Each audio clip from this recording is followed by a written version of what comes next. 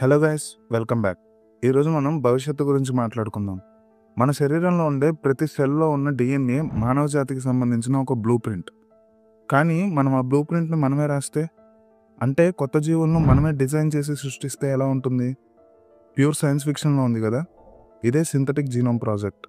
ఇది కేవలం ఒక కాన్సెప్ట్ కాదు, ఇది ఇప్పుడు నిజమవుతోంది.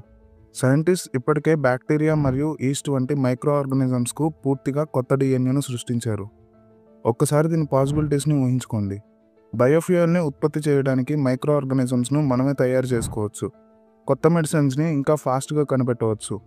పంటలకి వచ్చే రకరకాల వ్యాధుల్ని తట్టుకునేలా ఆ పంటలను మార్చేయచ్చు. అంతేకాదు, ఫ్యూచర్లో పుట్టబోయే పిల్లల లక్షణాలను కూడా మనమే సెలెక్ట్ చేసుకోవచ్చు.